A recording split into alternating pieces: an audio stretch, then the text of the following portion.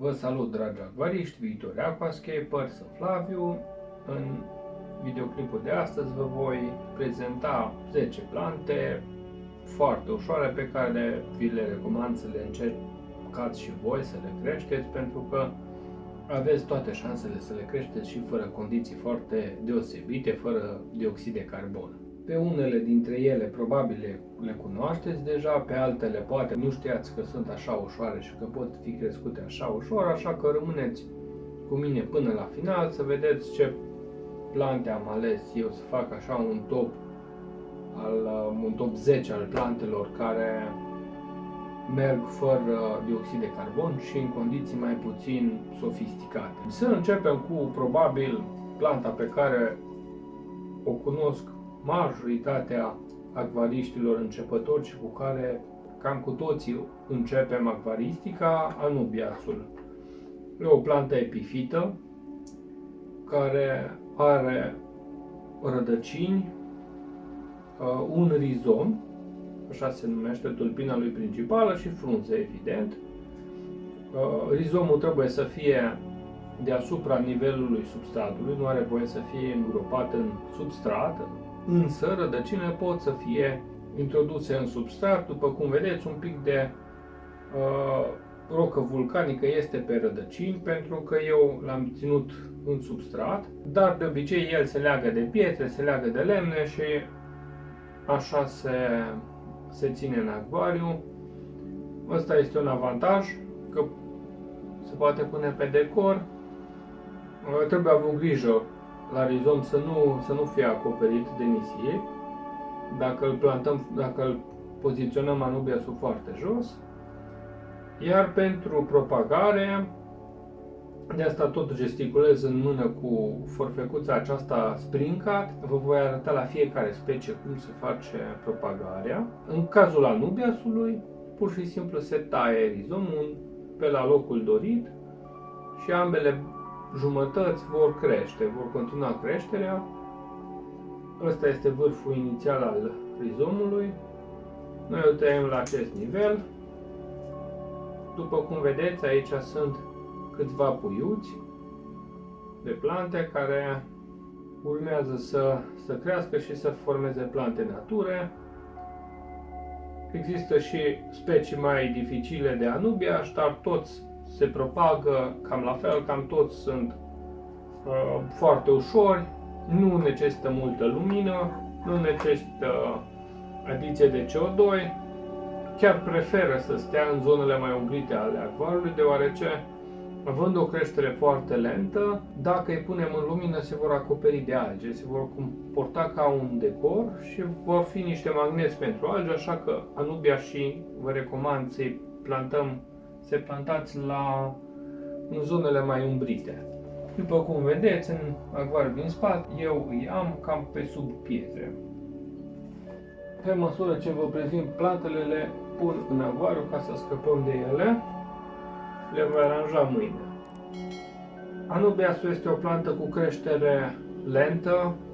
Ca să contrabalansăm acvariul, avem nevoie și de o plantă cu creștere rapidă, care să consume fertilizanții din masa apei, să crească repede, să se lupte cu algele. O plantă care nu mai este atât de populară în ultima perioadă, însă a fost pe vremuri, Heteranthera zosterifolia. Este o plantă stem cu creștere rapidă. Este și un foarte bun indicator al carențelor. Când avem prea puțin azot în acvariu, ea se face neagră, vedeți? Frunzele de la bază sunt puțin negre. Cele din vârf sunt frumoase, sunt curate, sunt sănătoase, pentru că planta își mobilizează întotdeauna resursele dinspre bază către vârf, în cazul carențelor de macronutrienți, iar la Heteranthera zosterifolia, când este așa neagră, este vorba de carența de azot. Într-adevăr, este acvariu cu creveți și dozez ceva mai puțin azot, acolo folosesc Masterline Soil, pentru că restul plantelor nu au nevoie de atât de multă fertilizare. E un acvariu cu lumină puțină, cu creștere relativ lentă. Masterline Soil pentru toate celelalte plante își face bine treaba, dar vedeți că Heteranthera zosterifoliea puțin suferă. Este neagră. În condițiile în care are tot ce trebuie, e o plantă deosebit de frumoasă, poate face tufe foarte compacte în acvariile fără CO2. În acvariu respectiv eu introduc CO2, așa că distanța internodală, după cum vedeți, este mare, adică frunzele sunt rare pe tijă. Dacă aș fi avut un acvariu fără CO2, aș fi avut o creștere mult mai lentă, chiar dacă totuși este o plantă cu creștere rapidă și ar fi fost mult mai stufoasă, mult mai densă. Planta aceasta nu o folosesc în acvariu, am păstrat-o așa câteva zile, doar în scopul acestui video pentru a vi-l prezenta vouă. O voi pune în acvariul tatălui meu, care este fără CO2. Este una dintre plantele mele favorite. La începutul acvaristicii eram înnebunit după Heteranthera. Face și o floare albă care ține o singură zi. Trebuie să ajungă deasupra la lucrul apei ca să facă acea plantă. N-am avut niciodată norocul să-mi facă floare, dar există acest potențial, e o plantă minunată. Acestea sunt vârfuri de Heteranthera zosterifoliea, da? Ea prezintă și un pui aici, dacă vedeți, deasupra acestei frunze. Pentru propagare, ca la orice plantă stem, tăiem undeva la nivelul tulpinii, unde dorim noi, unde ni se pare oportun. În cazul ăsta am tăiat puțin deasupra puiului. Din vârful astfel obținut tăiem puțin frunzele, le scurtăm, le lăsăm de 2 mm. În locul frunzelor vor crește rădăcini și pur și simplu se introduce în substrat vârful astfel obținut. Deci baza, în mod normal, are rădăcini și rămâne în substrat. Da? Noi ne imaginăm că așa stătea planta, noi am tăiat-o în acvariu, ăsta e vârful pe care l-am tuns și îl replantăm. Astfel se înmulțește planta, practic dintr-o plantă obținem două, pentru că acest pui va crește, vom forța planta să facă pui și la alte zone. Aici va face un pui, aici va face un pui, deci planta se va ramifica foarte tare după tunsoare. Cam asta este valabil cam la toate speciile stem. Unele au particularități, dar nu dintre cele dedicate începătorilor. Bun, o vom pune deoparte ca să nu ne încurce, o punem în acvariu și trecem la o altă plantă stem, tot așa cu creștere rapidă. Avem nevoie de mai multe plante cu creștere rapidă pentru a stabiliza frumos un acvariu. Vedeți că aceasta are deja rădăcini formate. Se numește Hygrophila difformis. La rândul ei se înmulțește prin tăiere. Chiar dacă ea nu are pui în momentul de față, o tăiem aici. Scurtăm de aici frunzele din vârf. Partea aceasta se presupune că a rămas atașată substratului. Ea va da pui în timp, iar vârful îl replantăm unde dorim noi în acvariu. Acestea două, fiind plante stem cu creștere rapide, sunt plante de fundal. Dacă vorbim despre plante easy, Echinodorusul nu poate lipsi. Cum am plantat în acvariul nostru deja două plante de fundal, am ales un Echinodorus care rămâne scund, un Echinodorus de prim plan, se numește Echinodorus quadricostatus și în general echinodorusii se înmulțesc pur și simplu lângă planta principală mai apare încă o plantă. Genul acesta de Echinodorus se înmulțește prin runners, așa se numesc. El dă o tijă pe sub pământ, pe sub nivelul pământului și undeva în acvariu va apare un nou Echinodorus. Da? Vedeți că acești 1, 2, 3, 4 Echinodorus sunt interconectați. Practic, asta a fost planta mamă, iar restul sunt runners. Ca să înmulțim, putem să-i detașăm. Eu oricum se înmulțesc, ne împânzesc practic acvarul, e destul de greu de controlat, dar fiind o plantă de prim plan, o punem în față, când are prea mulți pui, o scoatem cu totul afară și păstrăm numai câteva exemplare. Și acești runner îi detașăm și putem să-i plantăm individual. Mai mare de atâta nu crește, cam asta e dimensiunea maximă a plantei. Nu putem face un gazon din ea, însă o putem folosi în prim plan, e o alternativă destul de ieftină. Din păcate, plantele fără CO2 pentru prim plan sunt foarte puține, nu prea aveam foarte multe opțiuni. Aceasta este una dintre opțiuni, dar nu este chiar o plantă de gazon. După cum vedeți, asta a fost planta mama, a dat runners în direcția asta. Probabil că nu se vede că este un unghi ciudat al camerei, în sus, în jos, da? Și s-a înmulțit, s-a dat, poate să dea runners în toate direcțiile. Din păcate merge și pe sub pietre și pe sub lemne și te trezești cu el în locuri nedorite în acvariu. Nu prea îl folosesc, însă fiind o plantă ușoară, o mai folosesc la client și nu prea avem foarte multe opțiuni. O punem și pe ea în acvariu. Cam toți Echinodorus sunt plante ușoare. Puteți alege orice Echinodorus, inclusiv cei roșii. Sunt plante ușoare, se hrănesc preponderent prin rădăcină, deci un substrat nutritiv și niște capsule vor ajuta planta să crească mai repede. Dacă vreți să rămână pitică, puteți să o puneți într-un mic păhărel ca să limitați dezvoltarea rădăcinii. Varianta asta se poate folosi și la lotuș, e un truc pe care îl puteți folosi la mai multe plante. Acum că am rezolvat cu Echinodorus cu Adricostatus, vă voi prezenta poate cea mai potrivită plantă de prim plan cu care chiar aveți o șansă bună să faceți un gazon, Hydrocotyle tripartita. Ce vă arăt eu este Tripartita mini, este o variantă mai mică a Hydrocotylei tripartita.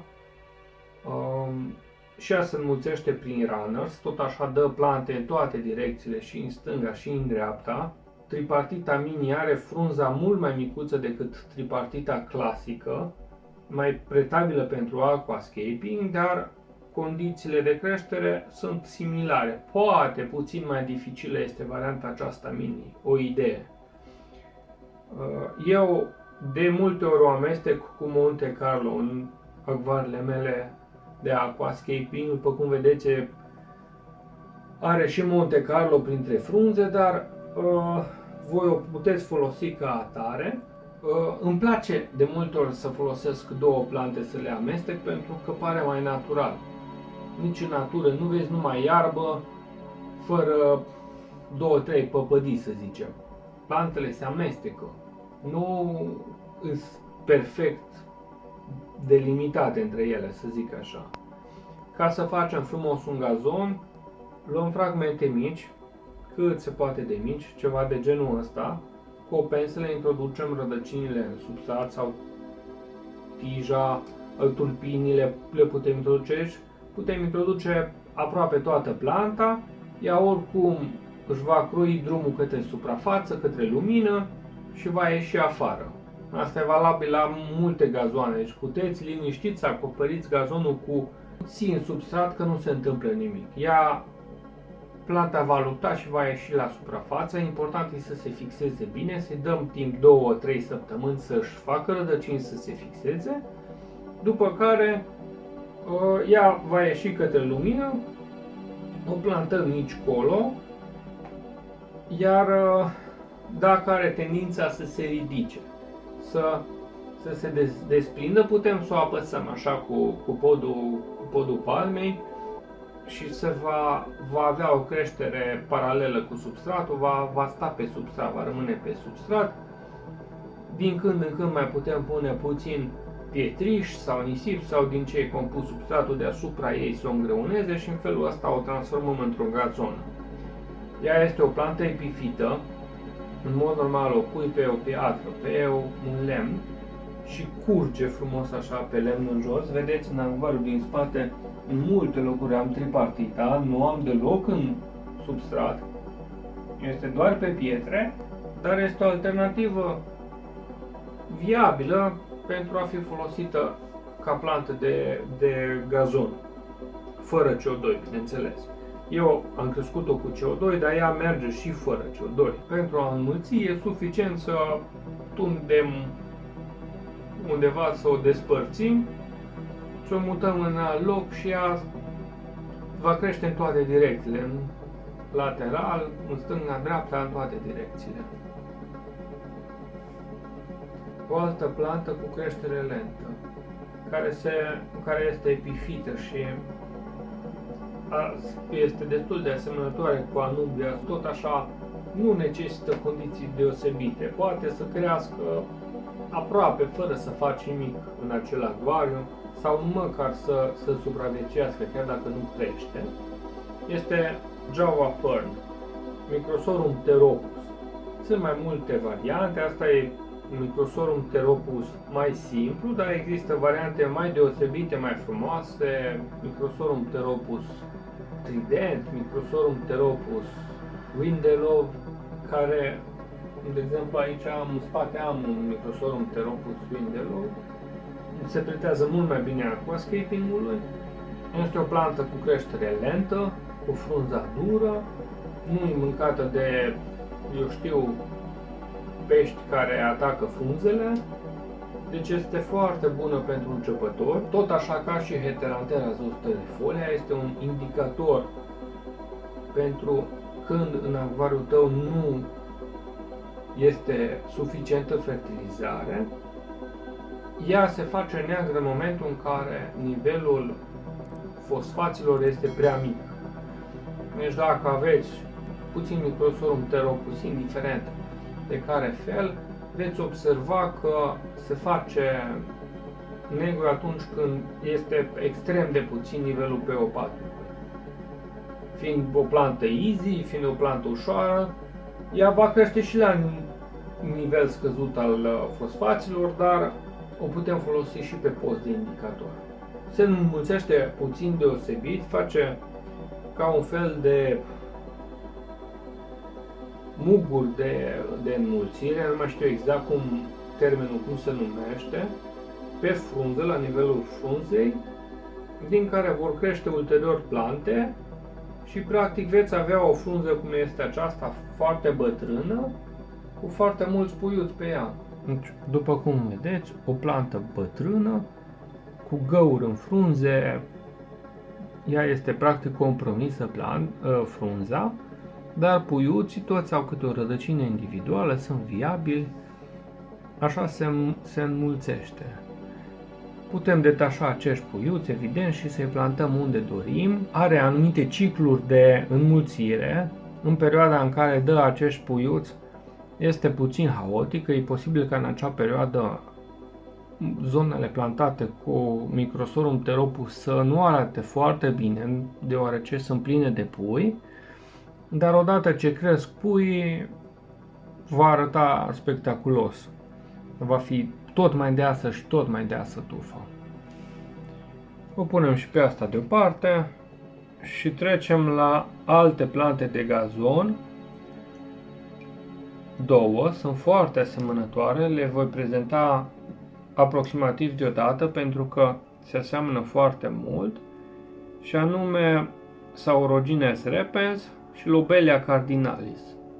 Lobelia cardinalis, asta e varianta mini, deci cu frunzele ceva mai mici. Este crescută, ea poate crește și emers și are o culoare mov când e crescută emers, dar în acvariu are un verde crud și frunza rotundă. Iar Saurogines repens este asemănătoare, doar că are frunzele mai lunguiețe, mai alungite, ovalare. Ele sunt plante stem, așa că în mod normal cresc pe înălțime destul de mult.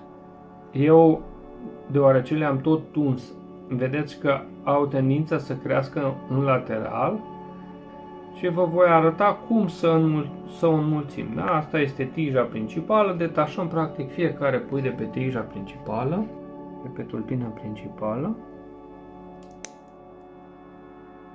Da? Asta este un pui, asta este un pui. Dacă observați, el la rândul lui deja are 2-3 pui pe tulpina și putea să-l împart și aici. De dragul demonstrației îl mai tund și aici. Bun, am tuns vârful. Vârful se poate planta și aceasta are vreo 3-4 vârfuri acolo, 3-4 pui, poate fiecare va crește practic și se va transforma într-o plantă matură. Vârful, cum v-am învățat la orice plantă stem, scurtăm la 2 mm frunza și îl introducem în substrat. Ea va crește, va dezvolta rădăcini fără nicio problemă.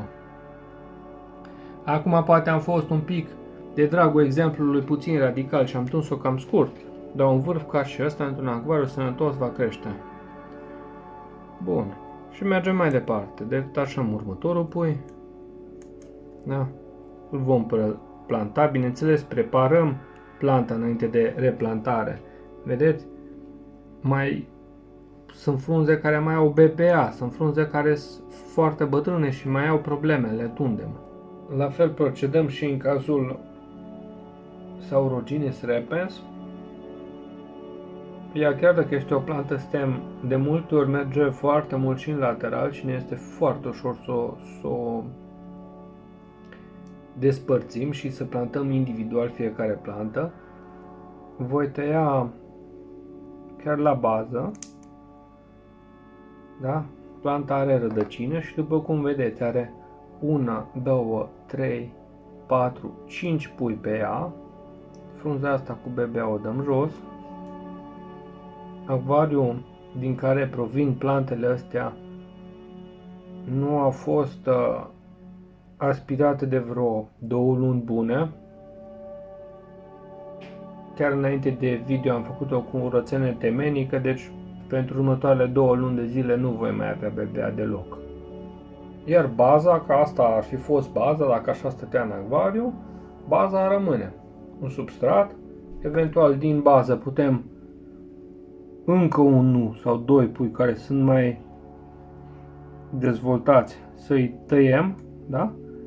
Îi detașăm frumos și pe acesta nu contează că nu are rădăcini, ca orice plantă stem. În momentul în care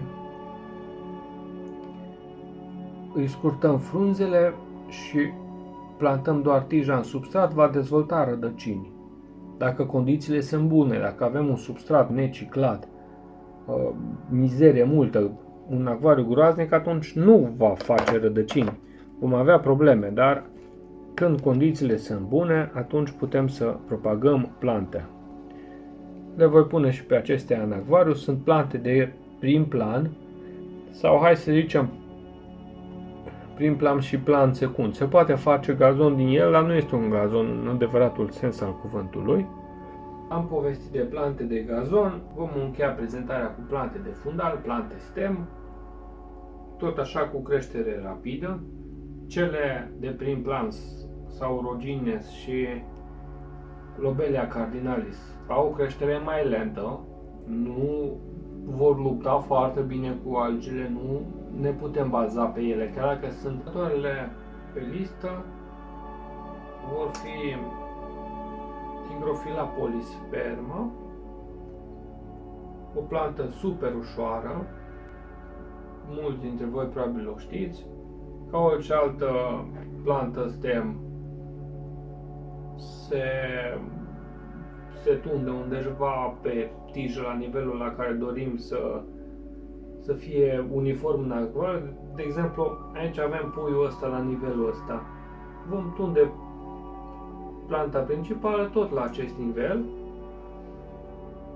și vom obține plante cam de lungime similară, pui care vor crește din tija tăiată, vor crește în ritmul plantei puiului care deja este pe aceeași rădăcină, iar odată ce preparăm vârful și îl introducem în substrat, acolo chiar lângă această plantă, va avea cam aceeași înălțime. Deci vom face o tufă destul de uniformă, destul de compactă. Da?